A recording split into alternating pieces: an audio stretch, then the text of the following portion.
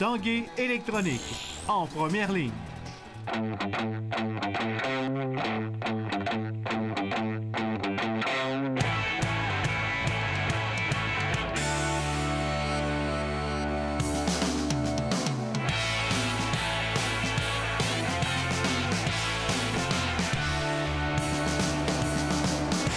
Bon jeudi et bienvenue à l'Esprit sportif. Dans l'émission aujourd'hui, un peu plus tard, on vous présente un jeune prodige en soccer. Également, nos athlètes de ski acrobatique du Québec qui se préparent pour la prochaine saison de Coupe du monde et olympique. Mais d'abord, parlons de football et du Rouge et Or qui dispute un autre match important. Le dernier de la saison, c'est vendredi soir contre les Steelers à Concordia. On va se faire du ballon et la passe est interceptée par un demi-point. De remise, la passe complétée dans la zone des buts pour le toucher.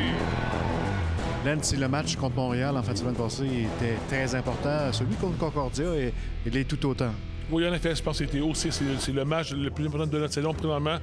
Je pense que tout ce qu'on a fait dans le passé, inclus le match contre Montréal, ne veut plus rien dire si on ne gagne pas ce match-là à Concordia pour gagner le championnat de saison régulière et avoir le droit de présenter 2 matchs à la maison pour les séries. Premier essai, l'autre côté gauche pour Trenton Miller. Il est frappé de son angle mort, conserve le ballon. Les joueurs sont très au courant de ça, que c'est un match qui est crucial pour nous. Je leur ai parlé aussi du danger qui nous guette, aussi, où on ne peut pas se permettre d'avoir de relâche au niveau point de vue émotif ou d'énergie ou de penser que Concordia, c'est pas une bonne équipe. Au contraire, c'est une très bonne équipe de football. Si on ne performe pas en fait contre Concordia, bien le match de Montréal aurait servi à rien.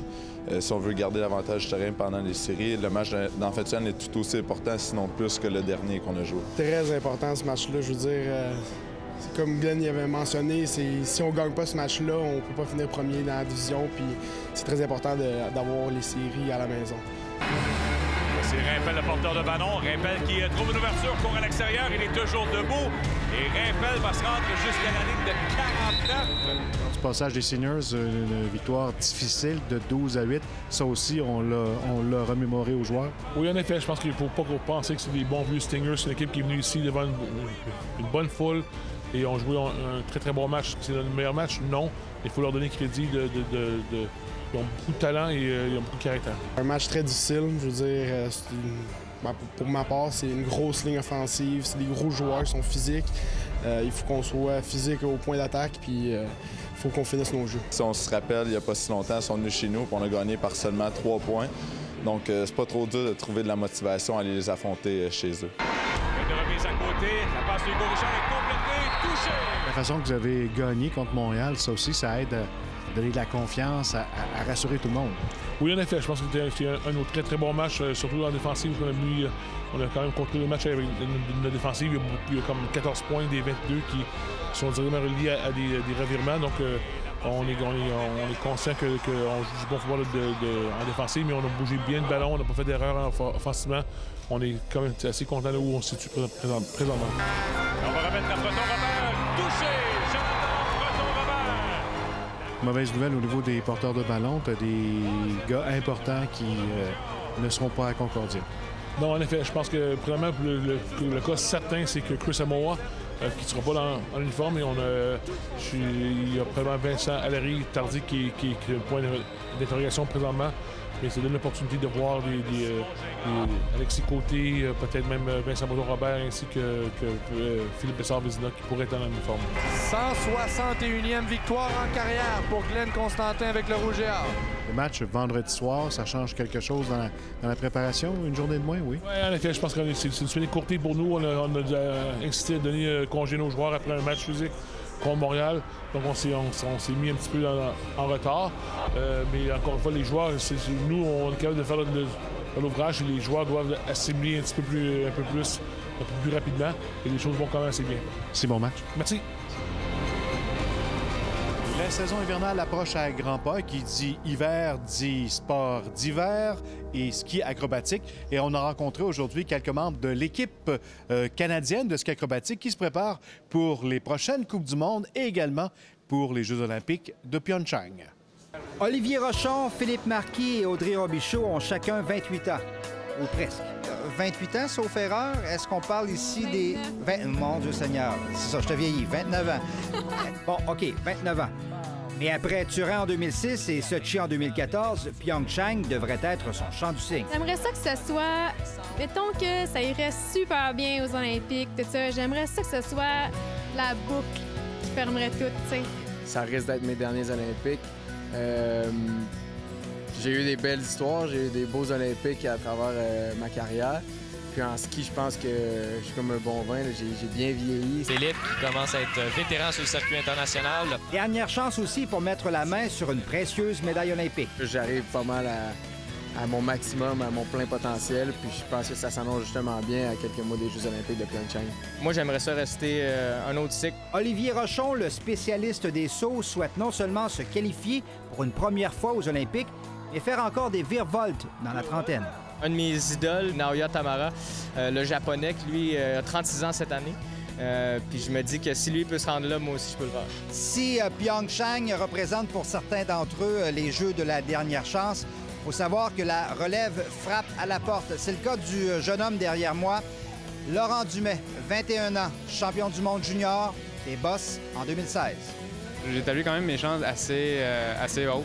Quand même, je pense que je suis en train de me positionner en ce moment pour me qualifier. C'est qu'il y a aussi une place de plus sur l'équipe canadienne avec le départ en 2014 d'Alexandre Bilodeau. On avait Alexandre Bilodeau, on avait Michael Kingsbury qui était très présent sur le podium. Donc, pour les autres Canadiens monter sur le podium, il fallait quasiment faire des triplés canadiens. On va voir vraiment que la relève va prendre une nouvelle heure. Ouais, un changement de garde se pointe à l'horizon. Stéphane Turcot, TVA Sport, à Québec. Après la pause, un jeune de 10 ans de Québec qui s'en va au mondial de soccer.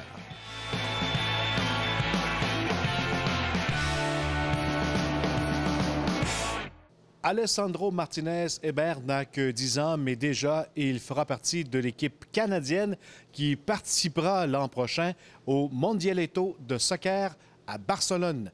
André Martin l'a rencontré.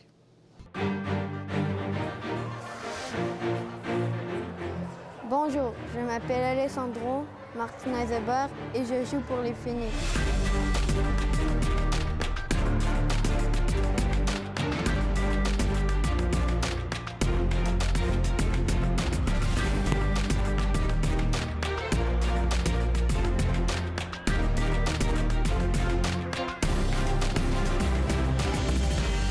Alessandro, à quel moment tu as commencé à jouer au soccer?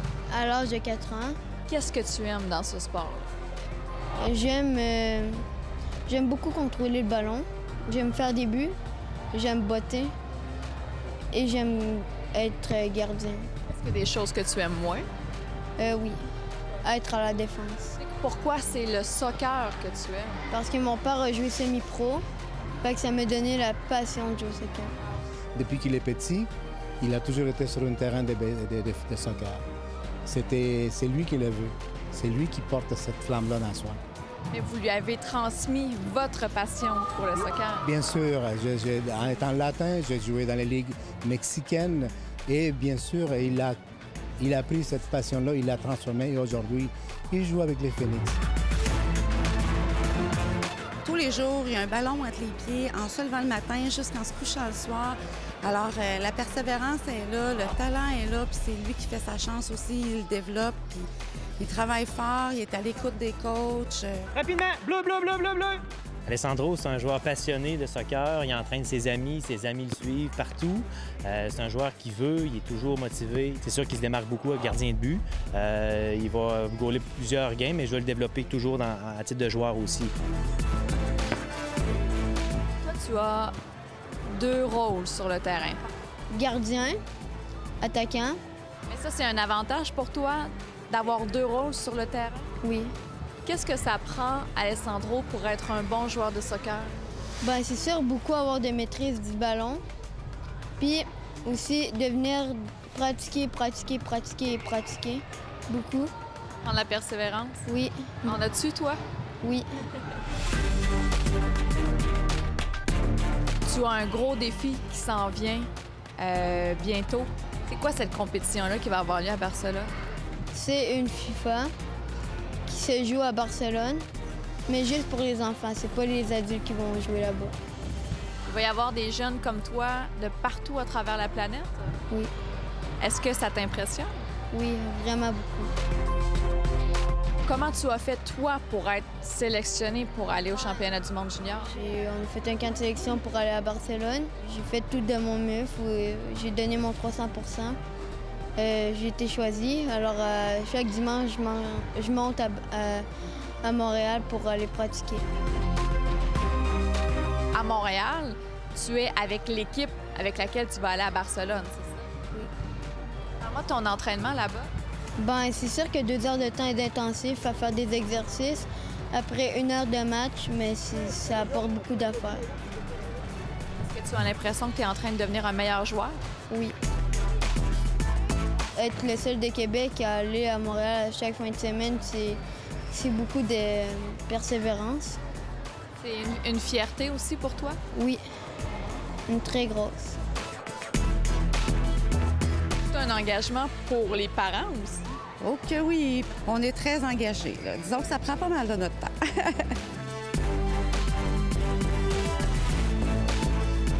On a juste hâte pour lui qu'il vive cette expérience-là. Puis comme parents aussi, je pense que ça va nous faire un petit chaud au cœur rendu à Barcelone. Qu'est-ce que vous lui souhaitez pour Barcelone? De vivre le moment présent, puis tant mieux s'il arrive avec la médaille d'or. S'amuser. Dans tout des sports, il faut s'amuser. Si on est là juste pour jouer puis performer, s'il n'y a pas de joie de le faire, c'est différent, c'est une corvée. Il faut s'amuser. Tu as seulement 10 ans. As-tu des rêves à long terme dans le futur? Oui, d'aller jouer professionnel avec le Real Madrid et avec Barcelone. Ou avec l'Impact de Montréal. Qu'est-ce que tu vas devoir faire pour réaliser ça? Pratiquer. Je te souhaite bonne chance. Merci.